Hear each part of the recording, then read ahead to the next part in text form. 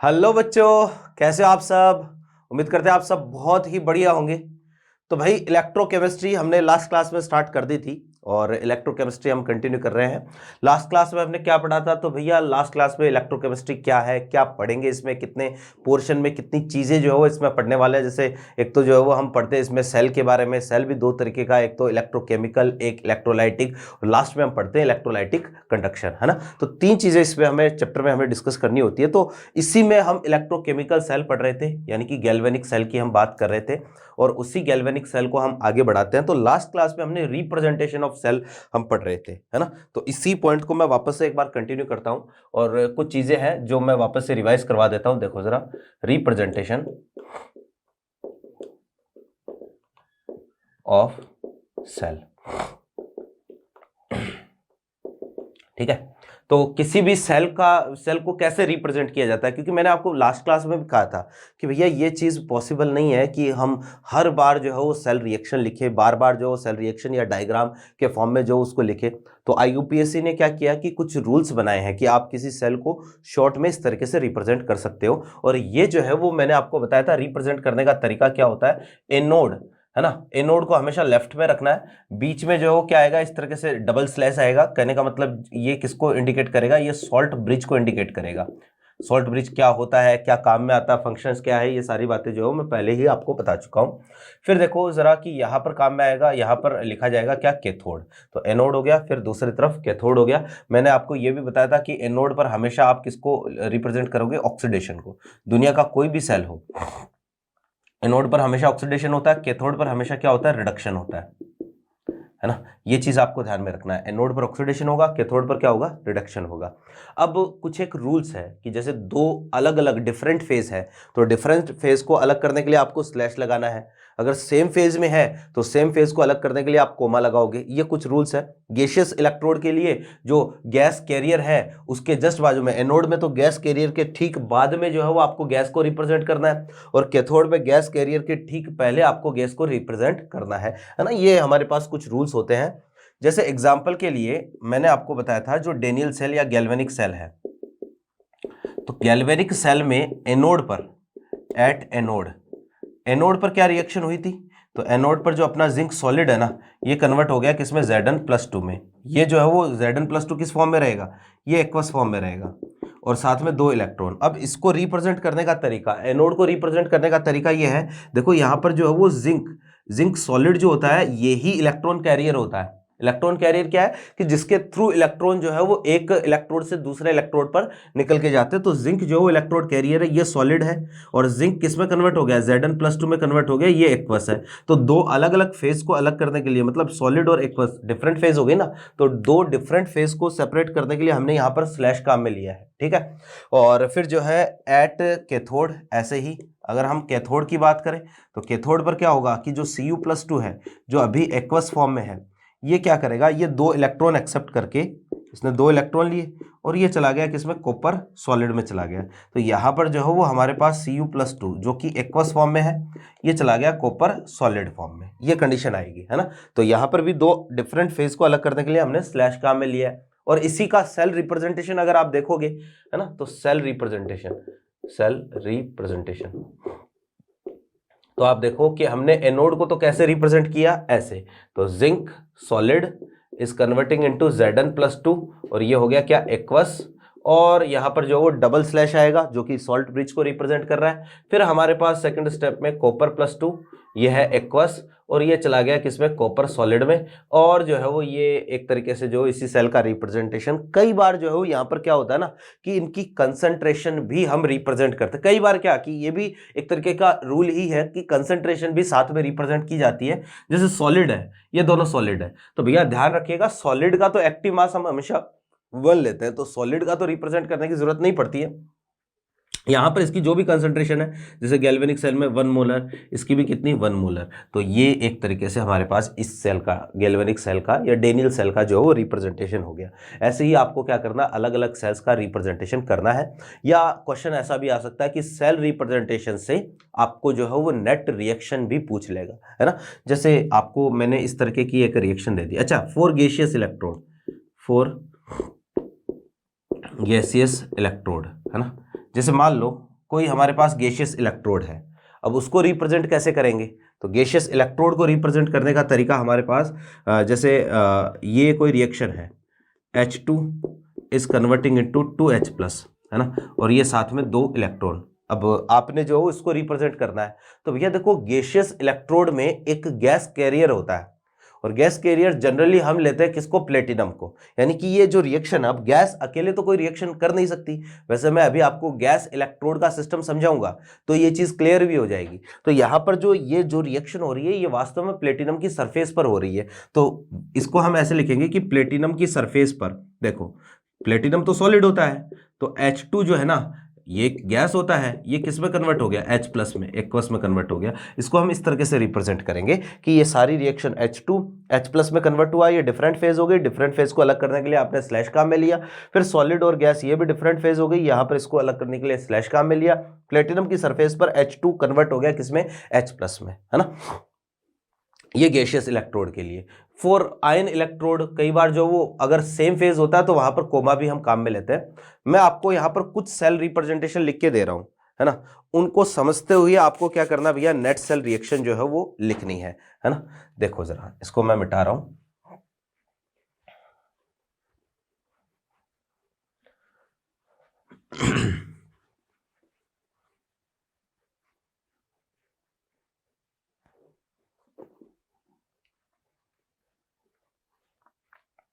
ऐसा है कि जैसे मैंने आपको एग्जाम्पल के तौर पर ये लिख के दे दिया कि भैया आयरन Fe सॉलिड है, ठीक है, इस कन्वर्टिंग इनटू Fe+2, ये हो गया एक्वस, और दूसरी तरफ जो है वो हमारे पास कंडीशन ऐसी है कि Ag+, ठीक है, ये एक्वस है, इस कन्वर्टिंग इनटू Ag, ये सॉलिड है, ठीक है। ये एक सेल है अपने पास, कंप्लीट सेल है।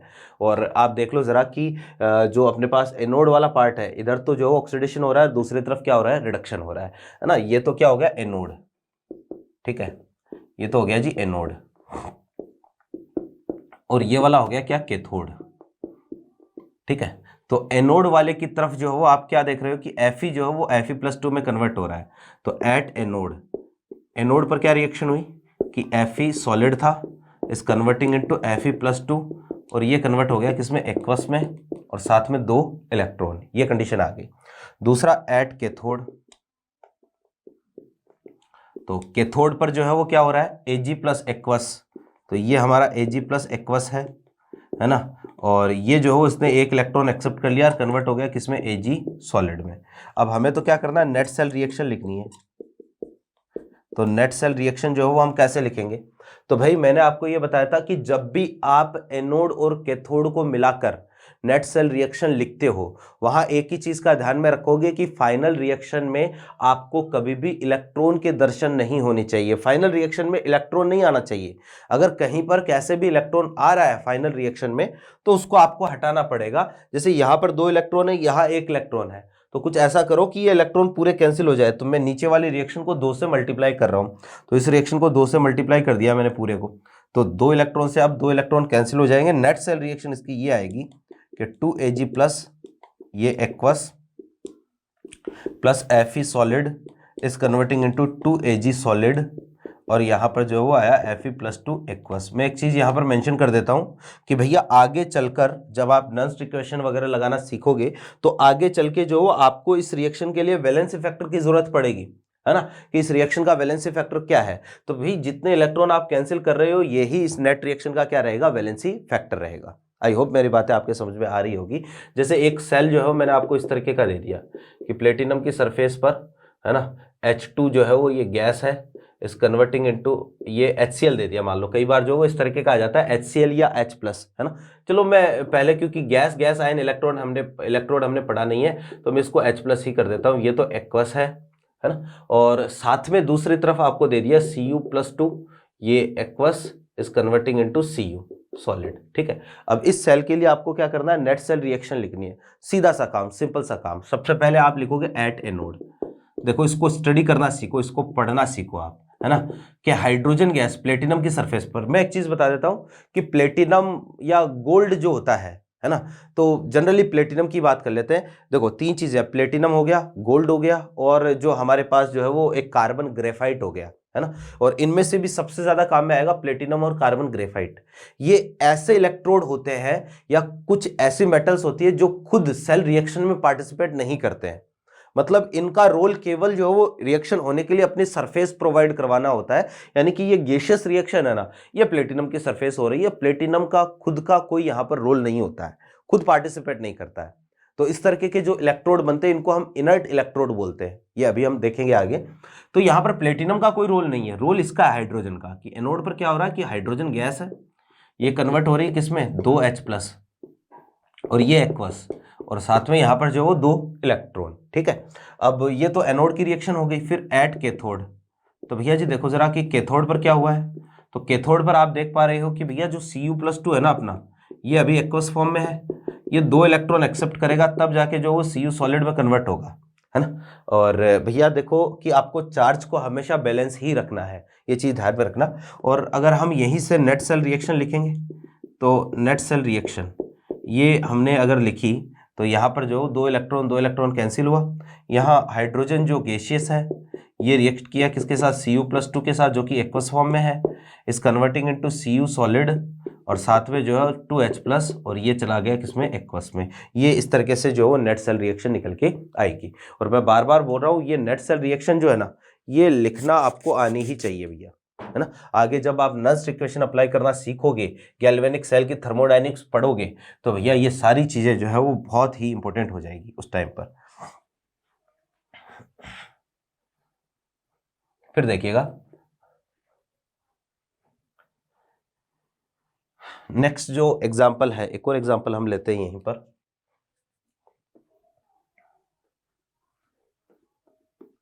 जैसे हमारे पास जो है वो कोई ये एग्जाम्पल है, Al solid is converting into Al+3, ये है एक्वस। और दूसरी तरफ जो है ना, हमने एक ये ले रखा है कि भैया प्लेटिनम की सरफेस पर जो MnO4- है, ion MnO4- is converting into Mn+2, और ये है H+। ये एक्वस है, ये भी एक्वस है, और ये भी एक्वस है, ठीक है। अब भैया देखो इस तरीके का जो इलेक्ट्रोड है ना, ये अभी हम जस्ट पढ़ेंगे, इसको हम आयन इलेक्ट्रोड बोलते हैं। इसके जस्ट बाद में हम टाइप्स ऑफ इलेक्ट्रोड पढ़ेंगे। यहां आपको केवल क्या करना है, ये समझना है कि एनोड कौन सा है, कैथोड कौन सा है, एनोड पर ऑक्सीडेशन हो रहा है, कौन किस में अगर आप इतना समझ गए ना कि कौन किस में कन्वर्ट होगा, तो आप नेट सेल रिएक्शन लिख लोगे, फिर कोई दिक्कत समस्या नहीं आएगी। जैसे कि आप यहां देखो जरा कि एट एनोड, तो एनोड पर देखना क्या हो रहा है, जो हमारा Al है ये सॉलिड है, ये कन्वर्ट हो रहा है किसमें भैया जी, Al+3 में। अब इस रिएक्शन में ये एक्वस है ना। अब रिएक्शन को बैलेंस करेंगे, और बैलेंस जो यहाँ पर केवल चार्ज को बैलेंस करना है, तो इधर 0 है, इधर प्लस का 3 है, तो यहाँ 3 इलेक्ट्रॉन हमने लगा दिए, है ना। ये रिएक्शन की बैलेंसिंग की है, जो चार्ज हम लगा रहे हैं। रिएक्शन को बैलेंस कैसे करना, तो ये रेडॉक्स में हम सीख चुके हैं ऑलरेडी कि किसी भी रिएक्शन को बैलेंस कैसे करते हैं, हाफ रिएक्शन को बैलेंस कैसे करते हैं, कंप्लीट रिएक्शन को बैलेंस करना भी वहां पर हम सीख चुके हैं। फिर एट कैथोड, तो कैथोड पर अब पहले इसको पढ़ो। कल मैंने आपको कहा था कि सेम फेज को अलग करने के लिए या सेम फेज को सेपरेट करने के लिए हम वहां पर कोमा काम में लेते हैं।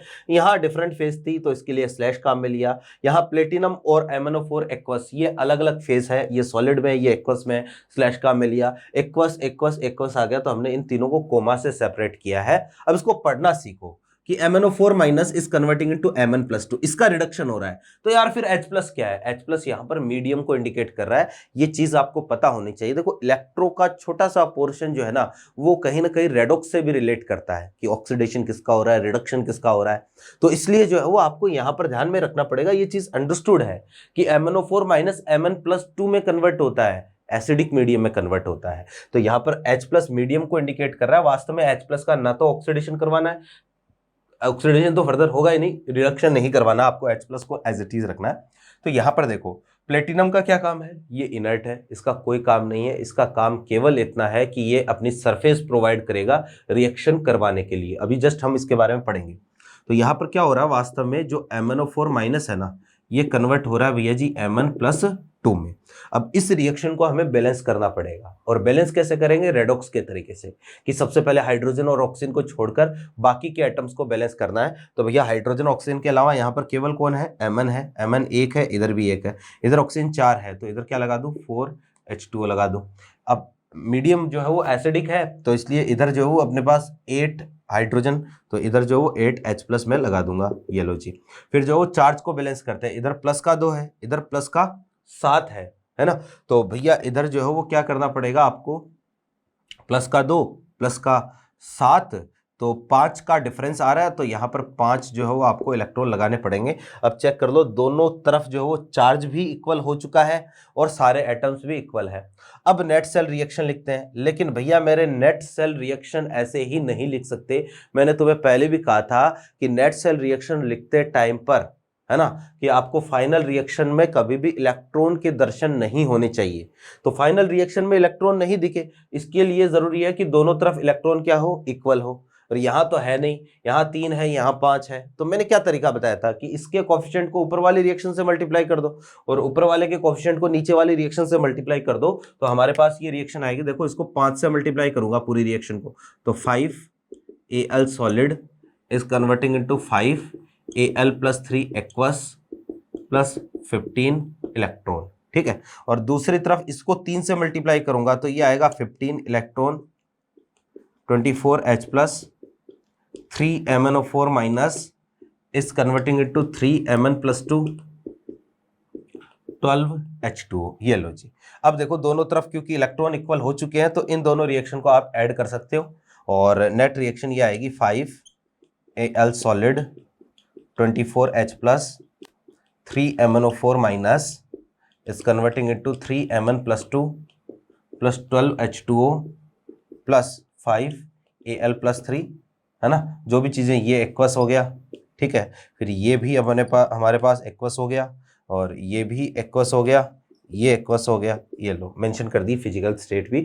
तो ये इस तरीके से आपको क्या करनी है भैया जी? नेट सेल रिएक्शन लिखनी है। आई होप मेरी बातें आपके समझ में आ गई होगी। तो नेट सेल रिएक्शन लिखने का काम बहुत ही आसान सा काम है। एक और एग्जांपल लेते हैं, फिर हम इसको बात को खत्म करते हैं यहीं पर, देखिएगा जरा, है ना। जैसे एक आपको मैंने सेल रिप्रेजेंटेशन दिया है, ठीक है, और सेल रिप्रेजेंटेशन से आपको क्या करना है? ओवरऑल सेल रिएक्शन लिखनी है। ये चीजें काम में आएगी, है ना। ये इस चैप्टर का बेसिक है, तो इस पर प्रैक्टिस करना भी बहुत जरूरी है।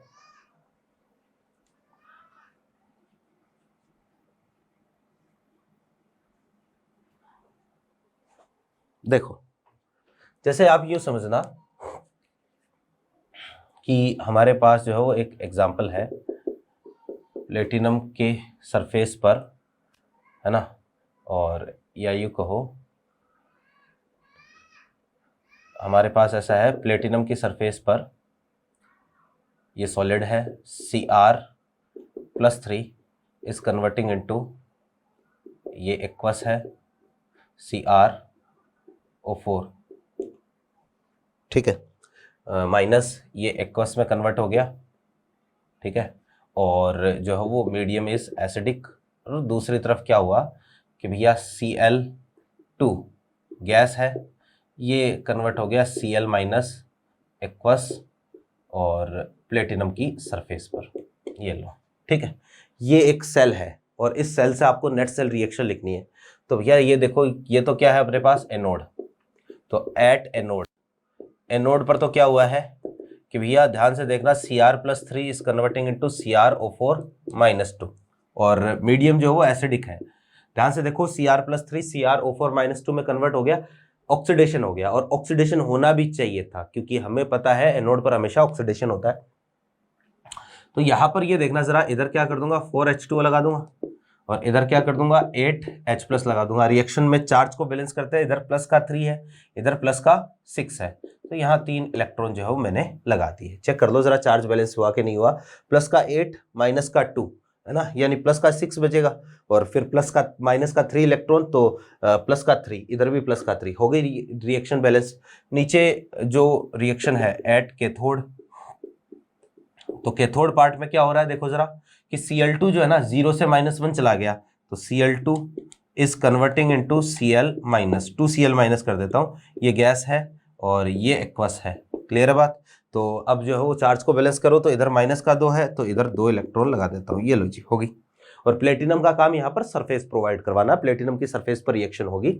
अब जब रिएक्शन हुई तो भैया यहाँ 3 इलेक्ट्रॉन, यहाँ 2 इलेक्ट्रॉन, इलेक्ट्रॉन इक्वल नहीं है, तो इलेक्ट्रॉनों को इक्वल करो।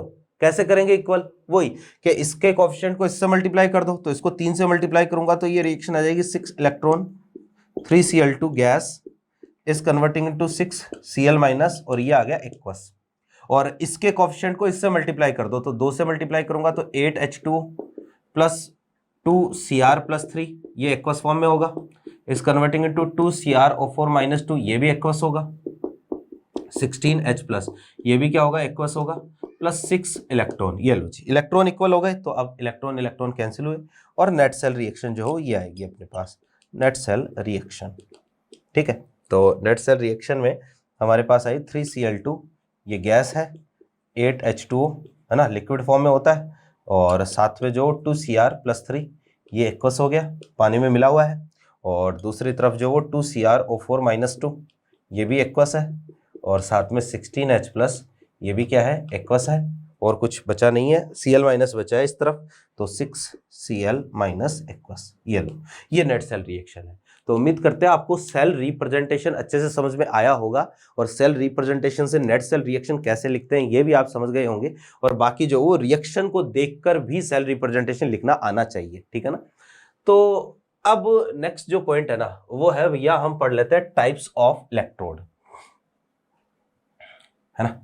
टाइप्स ऑफ इलेक्ट्रोड, इलेक्ट्रोड कितने तरीके के हैं। अब इलेक्ट्रोड वाला पोर्शन अगर आपने पढ़ लिया ना, तो ये सेल रिप्रेजेंटेशन वाला जो बहुत अच्छे से आप सीख जाओगे, और इलेक्ट्रोड वाला जो वो आगे आपके काम में आएगा भैया जी, जब हम गैल्वेनिक सेल की थर्मोडायनेमिक्स पढ़ेंगे, है ना, नर्स्ट इक्वेशन, तब भी ये बहुत काम में आएगा।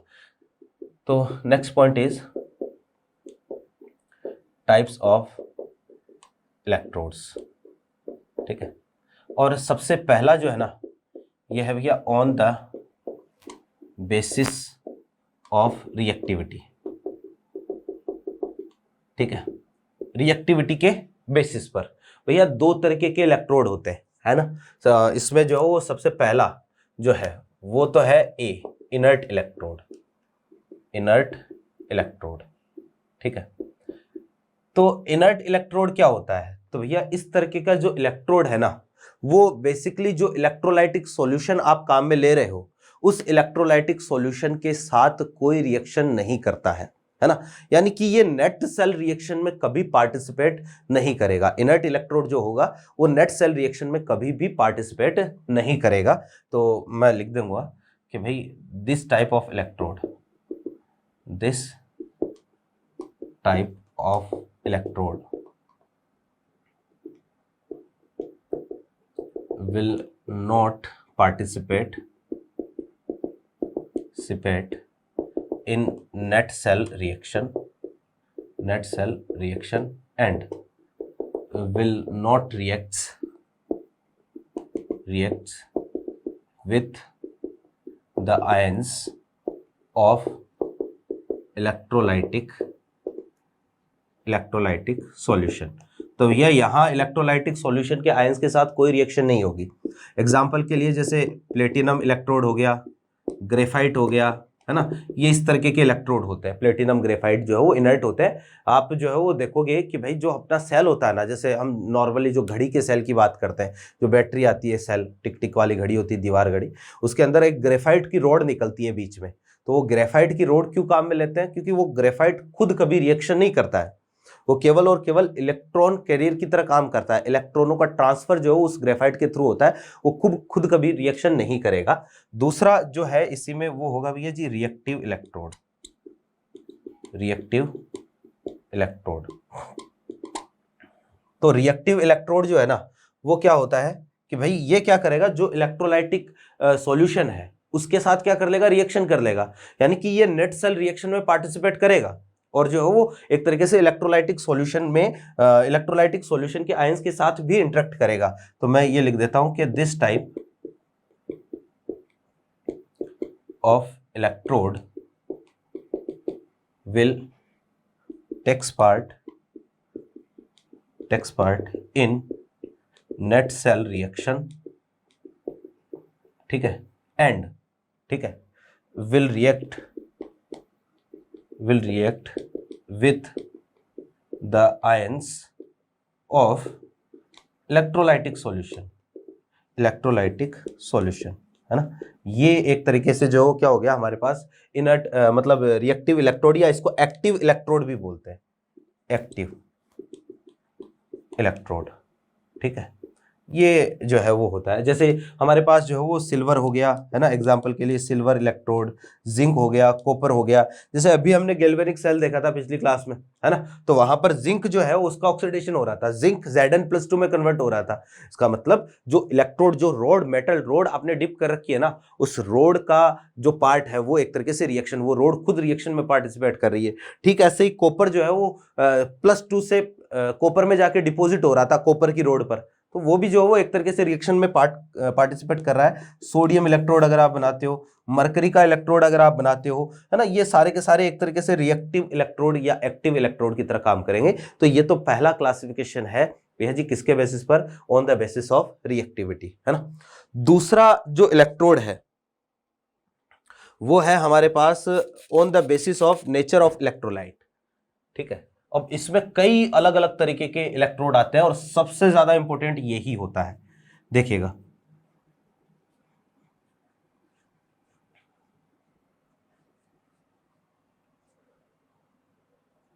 हाँ जी,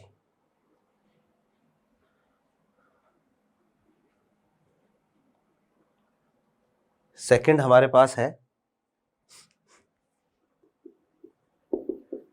on the basis of nature of electrolyte, ठीक है, कि भैया जो इलेक्ट्रोलाइट आप काम में ले रहे हो वो इलेक्ट्रोलाइट कैसा है, उस इलेक्ट्रोलाइट की नेचर के बेसिस पर हमारे पास इलेक्ट्रोड कितने तरीके के होंगे। तो आप समझना जरा कि सबसे पहला जो है इसमें वो हमारे पास होता है भैया जी मेटल आयन इलेक्ट्रोड, ठीक है, मेटल आयन इलेक्ट्रोड। दो चीजें, एक तो मेटल है, एक मेटल आयन इलेक्ट्रोड है, ठीक है। अब ये इलेक्ट्रोड आप समझना ध्यान से, सबसे ज्यादा कॉमन इलेक्ट्रोड है और बहुत सारे जो है वो, जैसे गैल्वेनिक सेल में भी आपने इसी तरीके का इलेक्ट्रोड काम में ले रखा है। अब देखो, थ्योरी लिखवाना तो जो है वो मेरे ख्याल से ठीक नहीं रहेगा, मैं आपको समझाऊंगा, एक्सप्लेन करूंगा, और ये आपको इसी तरीके से डायग्रामेटिक फॉर्म में ही आपको लिखना है। तो मेटल आयन, जैसे दो चीजें हो गई ना, एक तो मेटल हो गया, एक मेटल आयन हो गया, सबसे कॉमन इलेक्ट्रोड है। क्या करते हैं इसमें, तो इसमें एक कंटेनर लेते हैं, जिस मेटल का आपको इलेक्ट्रोड बनाना है उस मेटल की एक रोड यहां पर लेंगे। जैसे मान लो आपको कॉपर का या जिंक का इलेक्ट्रोड बनाना था, तो आपको जिस भी मेटल का इलेक्ट्रोड बनाना है ना, वो मेटल आपने यहां पर ले रखी है। मान लो ये है मेटल M, ठीक, और इस मेटल को इसी के इलेक्ट्रोलाइटिक सॉल्यूशन में रख देते हैं। तो यहां पर जो है वो आपको क्या करना है, इसी मेटल का इलेक्ट्रोलाइटिक सॉल्यूशन भरना है। जैसे कुछ भी आपने कोई भी इलेक्ट्रोलाइटिक सॉल्यूशन, मान लो मेटल का इलेक्ट्रोलाइटिक सॉल्यूशन यहाँ है MsO4, है ना, कुछ भी हो सकता है, कोई भी इलेक्ट्रोलाइटिक सॉल्यूशन इसका ले सकते हो। तो ये जो सेटअप है ये ही क्या है, this is metal ion electrode, ठीक है, ये ही मेटल आयन इलेक्ट्रोड है। अब मैंने आपको पहले भी बताया था कि कभी भी कोई अकेला, अच्छा मेटल जो है, जैसे इसकी टेंडेंसी होती है कि या तो यहां पर ऑक्सीडेशन होगा या इसका रिडक्शन होगा, वो इसकी नेचुरल टेंडेंसी है। अब ये डिपेंड करता है, मेटल टू मेटल वेरी करेगा। और दूसरी एक चीज कि भाई हमने पहले इलेक्ट्रोड पोटेंशियल की बात करी थी कि जब आप क्या करते हो, किसी भी मेटल को इसी के इलेक्ट्रोलाइटिक सॉल्यूशन में डिप करते हो, तो यहां पर दोनों के इंटरफेस पर एक पोटेंशियल डेवलप होता है जिसको हम इलेक्ट्रोड पोटेंशियल बोलते हैं। अब देखो, इसी इलेक्ट्रोड पोटेंशियल पर हम वापस आ रहे हैं। तो ये जो इलेक्ट्रोड पोटेंशियल है ना, इसका मेजरमेंट अकेले इलेक्ट्रोड से कभी नहीं होगा, इसको आपको किसी दूसरे के साथ जोड़ना पड़ेगा। एक इलेक्ट्रोड ले लिया, एक दूसरे किसी मेटल का इलेक्ट्रोड ले लिया, या इसी मेटल का इलेक्ट्रोड लेके, जो मतलब दो इलेक्ट्रोड को आपको आपस में कनेक्ट करना है, और दोनों को कनेक्ट करके सॉल्ट ब्रिज लगा के, बाद में गैल्वेनोमीटर लगा के, बाद में जो है वो हम क्या करते हैं, इलेक्ट्रोड पोटेंशियल का मेजरमेंट करते हैं। ये तरीका भी अभी हम सीखेंगे कि वास्तव में इलेक्ट्रोड पोटेंशियल का मेजरमेंट होता कैसे है ना। तो यहां देखो जरा कि ये हमारे पास एक सेटअप है, इसी को हम क्या बोलते हैं, metal metal ion electrode. Metal ion क्यों बोलते हैं, देखो जरा यहां पर क्या होगा ना कि दो चीजें हैं, एक तो है M+2, एक है SO4-2। जरूरी नहीं है मेटल +2 ऑक्सीडेशन स्टेट में हो, किसी भी ऑक्सीडेशन स्टेट में हो सकता है। और भैया इसी को हम बोलते हैं मेटल मेटल आयन इलेक्ट्रोड। अब ये इलेक्ट्रोड एनोड होगा कि कैथोड होगा, तो मैं आपको बता देता हूं भैया जी, कोई एक इलेक्ट्रोड एनोड भी हो सकता है और वही इलेक्ट्रोड कैथोड भी हो सकता है। आप मेरी बातों को ध्यान से सुनना कि कोई एक इलेक्ट्रोड एनोड भी हो सकता है, जैसे ये इलेक्ट्रोड एनोड की तरह भी काम कर सकता है, ये कैथोड की तरह भी काम कर सकता है। क्योंकि एनोड और कैथोड कब बनेंगे, जब एक कंप्लीट सेल का फॉर्मेशन आप करोगे। और सेल कब बनेगा, जब जो है वो दो इलेक्ट्रोडों को आपस में जोड़ोगे तो एक कंप्लीट सेल बनता है। तो ये एनोड भी हो सकता है, कैथोड भी हो सकता है, डिपेंड करता है कि इसके साथ वाला इलेक्ट्रोड कैसा है।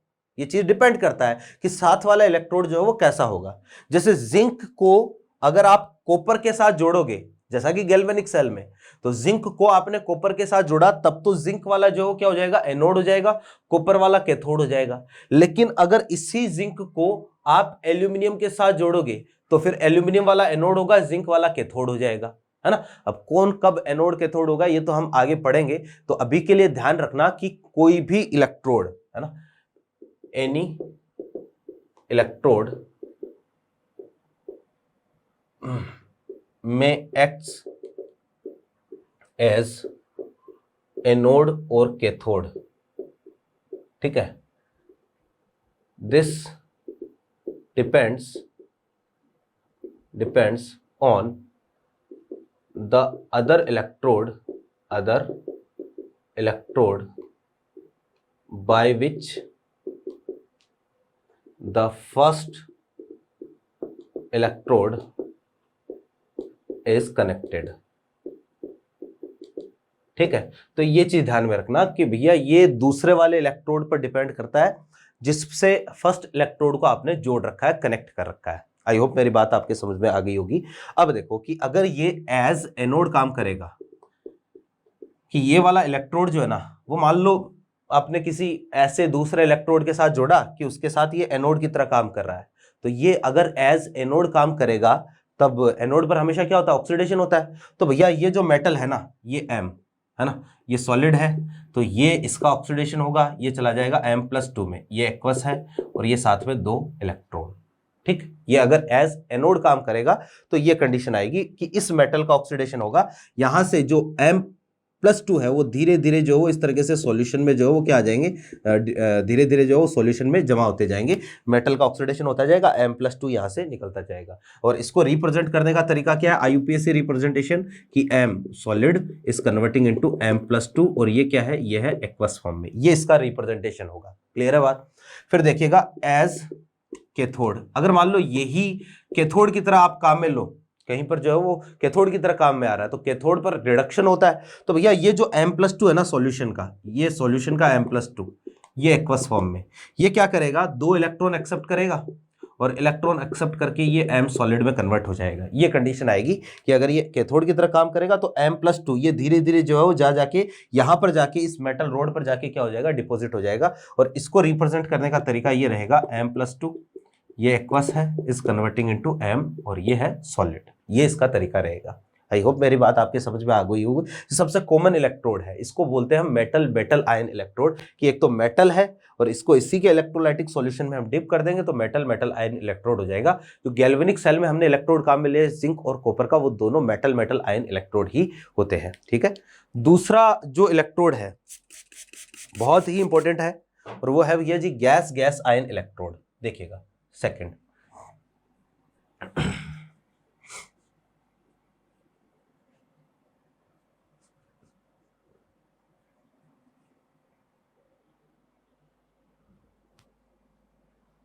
हाँ जी,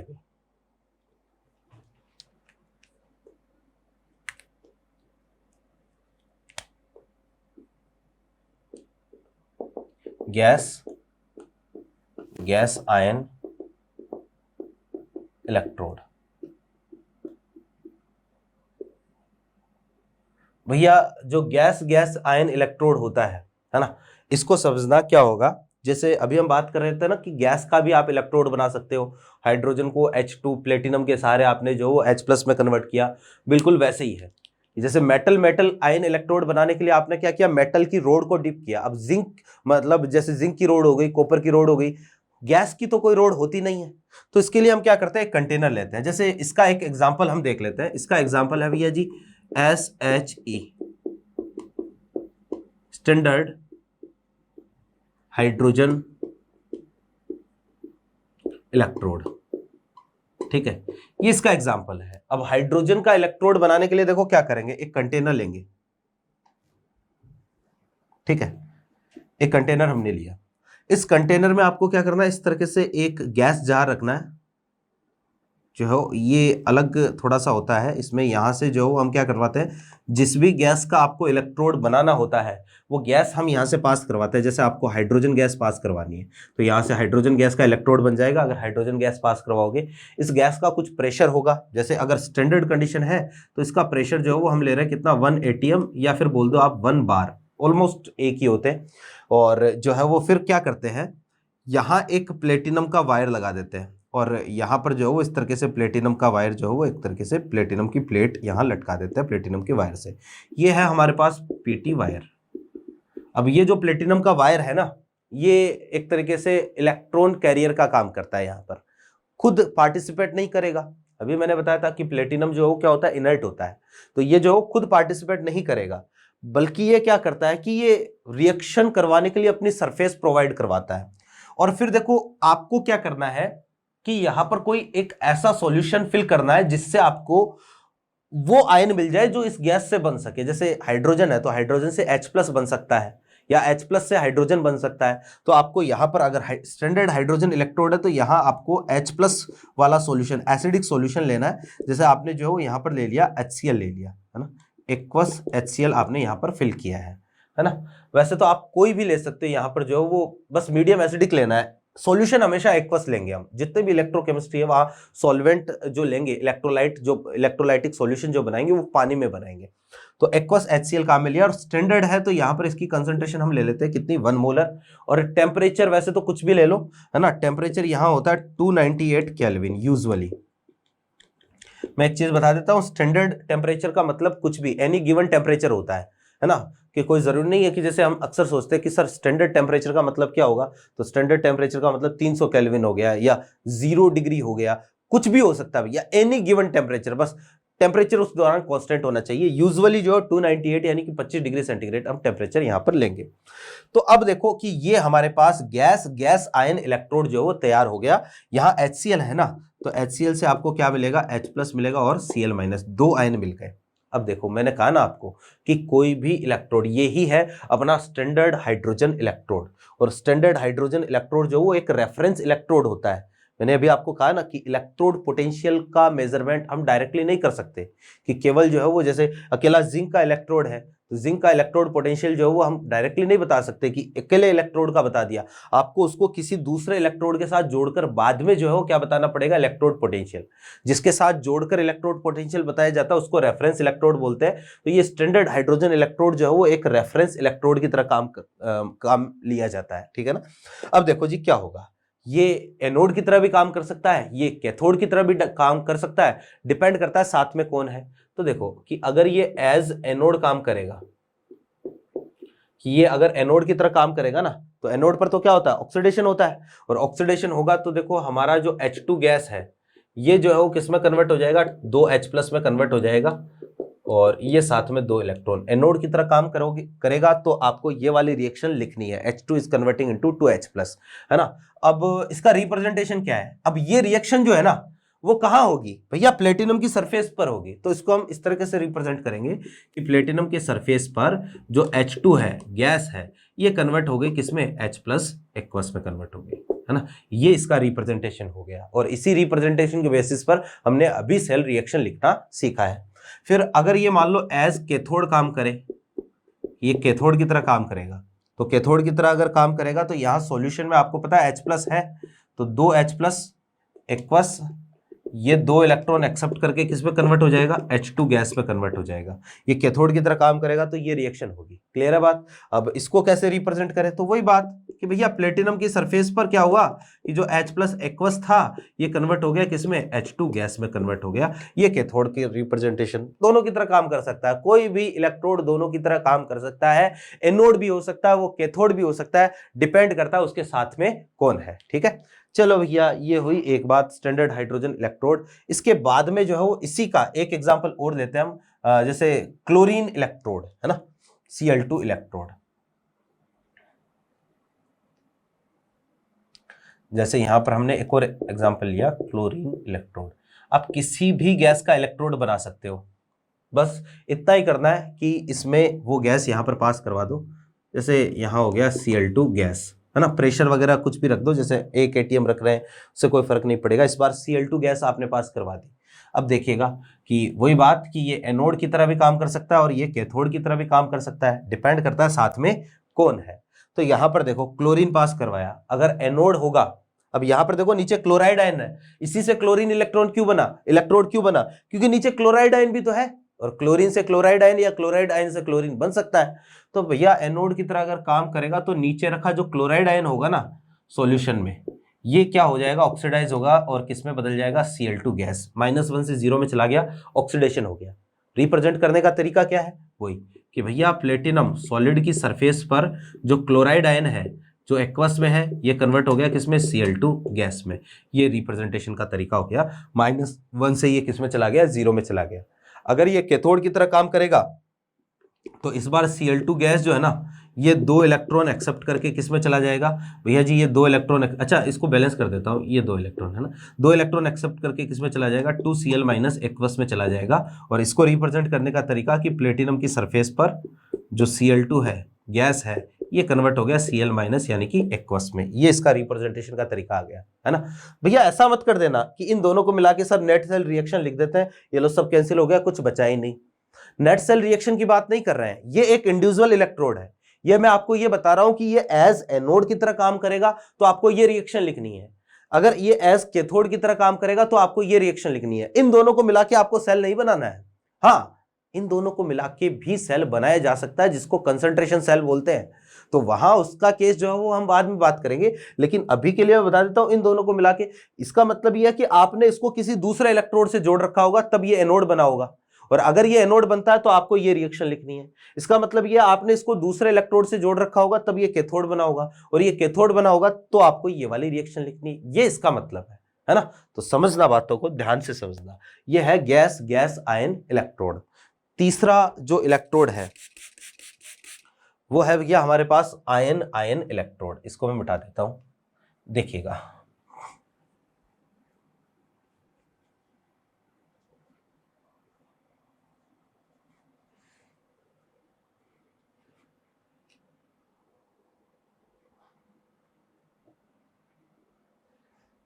हाँ जी, जो थर्ड है अपने पास, third is ion ion electrode. अब ये क्या होता है भैया, देखो जरा कि जनरली हम ये इलेक्ट्रोड जो है वो आप ये बोल सकते हो कि उन सब्सटेंस के लिए जो है या उन स्पीसीज के लिए बनाते हैं जो एक से ज्यादा ऑक्सीडेशन स्टेट पे एग्जिस्ट कर सकती है ना। तो यहां क्या करेंगे, एक कंटेनर लेंगे, ये हमने एक कंटेनर लिया, ठीक है, और इस कंटेनर में आपको क्या करना है, प्लेटिनम का वायर डिप करना है। ये प्लेटिनम वायर, ये हो गई प्लेटिनम की सरफेस, ठीक है, ये हमारे पास है पीटी वायर। और यहां पर क्या करना है, एक ही मेटल के दो डिफरेंट ऑक्सीडेशन स्टेट वाले इलेक्ट्रोलाइट्स का सॉल्यूशन फिल करना है। जैसे मान लो आयरन है ना, तो आपको क्या करना है, यहां पर एक तो आयरन का आपने ले लिया, मान लो FeSO4, तो FeSO4 में आयरन जो है वो क्या है, Fe+2 में है और सल्फेट SO4-2 में, तो फेरस सल्फेट आपने भर दिया एक। तो दूसरा जो वो इसी में आपने यहाँ पर भर दिया, जैसे मान लो आपने यहाँ पर दूसरा इलेक्ट्रोलाइट, ये कोई दूसरा इलेक्ट्रोलाइट भर दिया, मान लो Fe2SO4 whole thrice ferric sulphate, ferrous sulphate ferric sulphate का एक सॉल्यूशन आपने ले लिया। अब यहाँ पर आयरन क्या है, यहाँ आयरन +3 में है और सल्फेट तो सल्फेट है।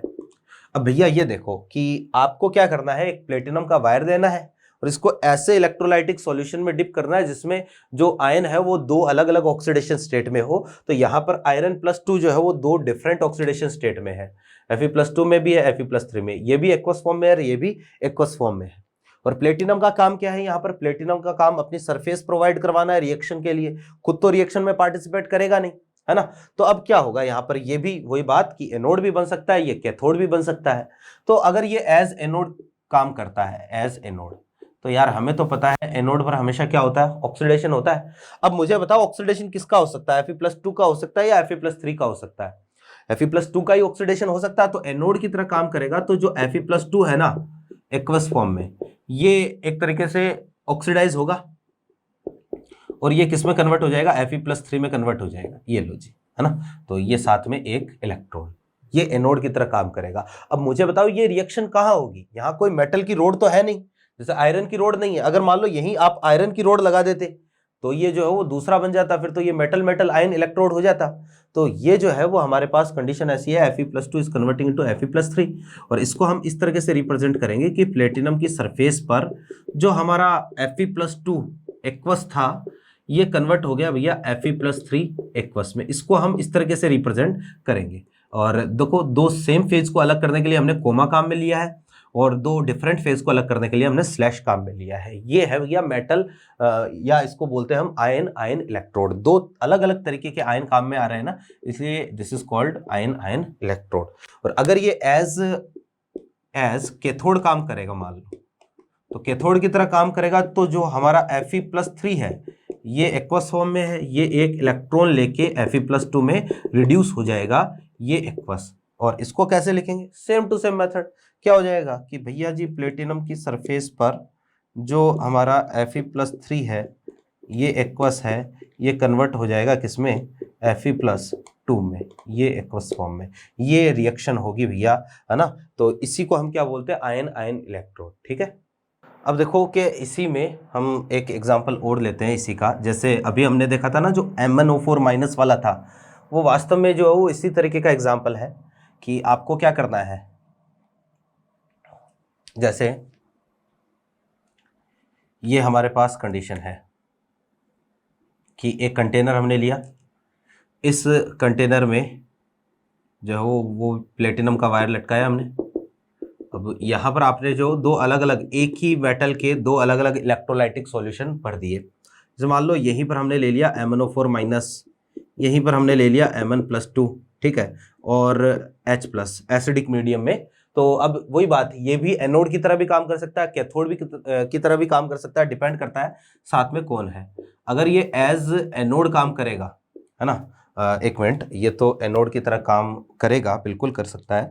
तो जो हमारा Mn+2 है ना, ठीक है, इसका ऑक्सीडेशन हो जाएगा और ये कन्वर्ट हो जाएगा किसमें, MnO4- में, ये रिएक्शन होगी। और अब इसको आप बैलेंस कर लो रेडॉक्स के तरीके से। तो बैलेंस करूंगा तो इधर क्या आ जाएगा, 4H2 आ जाएगा, इधर आ जाएगा भैया जी 8H+, इधर टोटल प्लस का 7, तो इधर आ जाएगा 5 इलेक्ट्रॉन। और अगर ये एज कैथोड काम करेगा तो रिडक्शन होगा, किसका होगा, MnO4- का रिडक्शन हो जाएगा और ये कन्वर्ट हो जाएगा किसमें, Mn+2 में। इसको भी बैलेंस कर लो सेम टू सेम इसी मेथड से, तो 4H2O और इधर हो जाएगा क्या, 8H+ और ये 5 इलेक्ट्रॉन। रिप्रेजेंट करने का मेथड वही कि भाई सारी रिएक्शन प्लेटिनम की सरफेस पर हो रही है, तो प्लेटिनम की सरफेस पर Mn+2 aqueous is converting into MnO4- aqueous. और भैया यहाँ पर कई बार हम मीडियम को भी रिप्रेजेंट कर देते हैं, जैसे कि H+, है ना। तो H+ या OH- ये मीडियम को रिप्रेजेंट करने का काम करते हैं। यहाँ पर इसको कैसे रिप्रेजेंट करूंगा, प्लेटिनम की सरफेस पर जो MnO4- एक्वस है ये कन्वर्ट हो गया भैया जी Mn+2 एक्वस, और साथ में जो है ये मीडियम कैसा आया, H+ एक्वस। ये भी एक्वस है, ये भी क्या है, एक्वस है। ठीक है, तो ये एक तरीके से हमारे पास है कौन सा, आयन आयन इलेक्ट्रोड। फिर एक इलेक्ट्रोड और है जो है भैया हमारे पास सबसे अलग, और वैसे तो नीट में जो हो इस इलेक्ट्रोड से क्वेश्चन अभी तक तो नहीं आया है, लेकिन जेई के लिहाज से ये वाला इलेक्ट्रोड बहुत ज्यादा इंपॉर्टेंट है। और वो है भैया अपने पास मेटल आयन, है ना, ये तो हमने पढ़ लिया। स्पायरिंगली सॉल्युबल सॉल्ट, देखो जरा लास्ट है फोर्थ, मेटल। ठीक है, एक तो इसमें मेटल होगा, फिर दूसरा होगा स्पायरिंगली सॉल्युबल सॉल्ट।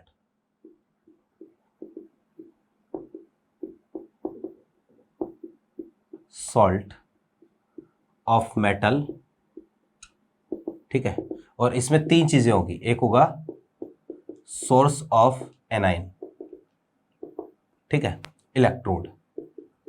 अब इस इलेक्ट्रोड में तीन चीजें जो है वो हमें लेनी है। एक तो आपको मेटल लेना है, एक उसी मेटल का एक स्पायरिंगली सॉल्युबल सॉल्ट, और उस सॉल्ट का जो एनाइन है ना उसका सोर्स। ये तीन चीजें भरनी है भैया। ये देखो, ये इलेक्ट्रो का वो पार्ट है जो इलेक्ट्रोकेमिस्ट्री को आयनिक इक्विलिब्रियम से क्या करता है, अटैच करता है, ठीक है ना। तो आप इसको समझना कि एक कंटेनर हम लेंगे, है ना। इस कंटेनर में जैसे आपने कोई भी मेटल का ले लिया, मान लो यहां पर लेड आपने लगा दिया, ये है पीबी,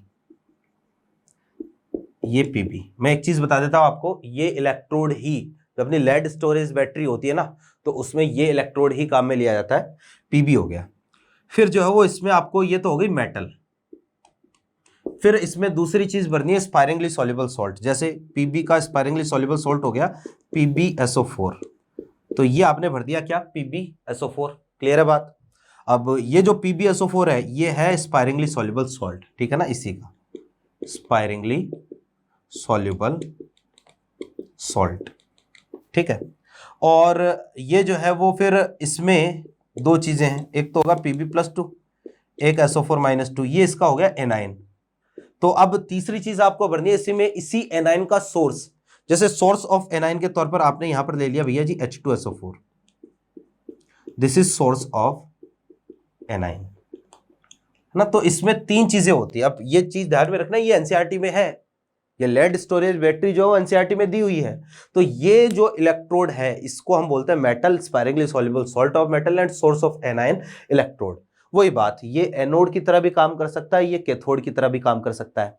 अब ये किसकी तरह काम करेगा ये तो डिपेंड करता है इसके साथ में कौन है, ठीक है ना। तो अगर ये एज एनोड काम करेगा तो देखिएगा, तो एनोड की तरह काम करेगा तो भैया इसका क्या होगा, ऑक्सीडेशन होगा।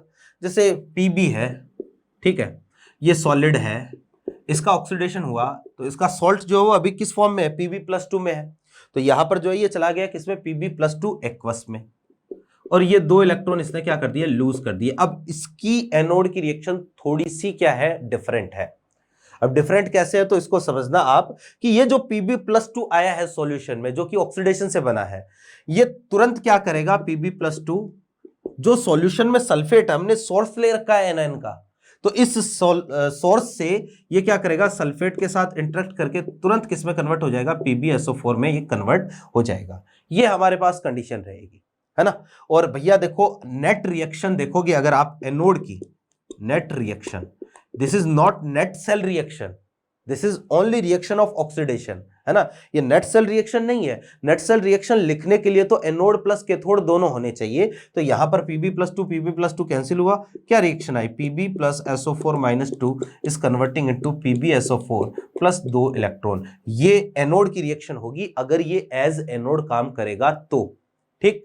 फिर ऐसे ही जो अगर ये एज कैथोड काम करेगा, तो अगर ये कैथोड की तरह काम करेगा तो हम क्या लिखेंगे, तो भैया कंडीशन ऐसी आएगी कि ये जो PbSO4 है ना, ठीक है, ये क्या करेगा, PbSO4 जो है ये दो इलेक्ट्रॉन लेके जो है वो रिड्यूस हो जाएगा, ये Pb चला जाएगा PbSO4-2 में। ध्यान से देखो +2 से ये चला गया 0 में, रिडक्शन हो गया, सल्फेट एज इट इज रहेगा सॉल्यूशन में। एनोड भी बन सकता है, कैथोड भी बन सकता है, डिपेंड करता है साथ में कौन है ना। तो ये वाला जो इलेक्ट्रोड है ये अक्सर जेईई में पूछा जाता है, यहीं से KSP का कंसेप्ट भी जो वो, क्योंकि स्पायरिंगली सॉल्युबल सॉल्ट की बात आ रही है तो यहीं से KSP को भी अटैच करके क्वेश्चन दे सकता है। ये बात की बात है, बाद में बात करेंगे। अभी के लिए ध्यान में रखना कि ये एक इलेक्ट्रोड होता है, ये वाला जो इलेक्ट्रोड है ना, ये लेड स्टोरेज बैटरी में हम काम में लेते हैं। इसी का एक एग्जाम्पल और देखते हैं हम, है ना, कैलोमल इलेक्ट्रोड।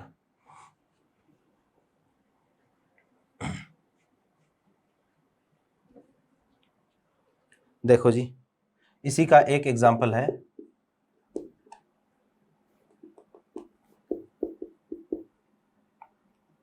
देखो कैलोमल होता है Hg2Cl2, है ना। तो यहाँ पर हम क्या करते हैं, मरकरी को जो है वो एक पोरस ट्यूब में फिल करते हैं और मरकरी को जो है वो एज ए मेटल रोड काम में लेते हैं। Hg एक स्टील की ट्यूब लेते हैं और जो है वो कंडक्टर होती है, मरकरी को जो है उसमें भरते हैं, पोरस होती है, धीरे धीरे जो मरकरी जो है उसमें से रिश्ता रहता है। और यहाँ पर जो है वो ये तो हो गया मेटल, फिर इसमें हम भरते हैं calomel, Hg2Cl2 is called calomel. अब ध्यान रखना Hg2Cl2 जो है ना वो इस तरीके से ब्रेक होगा, Hg2+2 और साथ में 2Cl-, है ना, ये स्पायरिंगली सॉल्युबल सॉल्ट और इसी का सोर्स ऑफ एनाइन। जैसे मान लो आपने KCl भर दिया, है ना, ये सोर्स ऑफ एनाइन हो गया। अब ये एज एनोड अगर काम करेगा, एज एनोड, तो एनोड की तरह काम करेगा, तो एनोड पर तो क्या होगा, ऑक्सीडेशन होगा।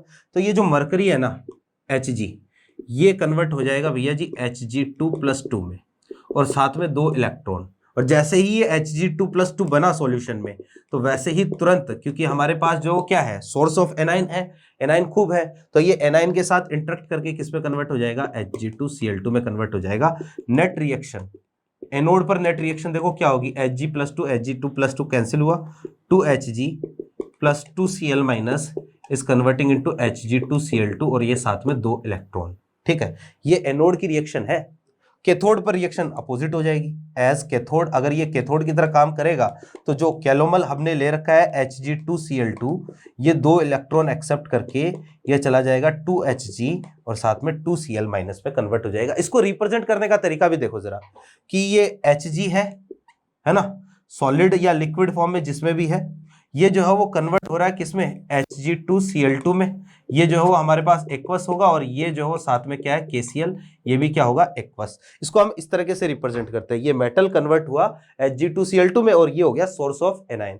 यहाँ उल्टा हो जाएगा कि सबसे पहले जो हम क्या करेंगे, KCl लिख देंगे, ये एक्वस है ना, और फिर यहाँ पर क्या हो रहा है, जो Hg2Cl2 है, Hg2Cl2 ये एक्वस है, ये जो है वो एक्वस कन्वर्ट हो गया हमारा किसमें, Hg लिक्विड में। ये लो जी, है ना। तो इसको कन्वर्ट जो है वो, इसको रिप्रेजेंट, पहला वाला भी जो रिप्रेजेंटेशन आप लिख लेना इसी के अकॉर्डिंग।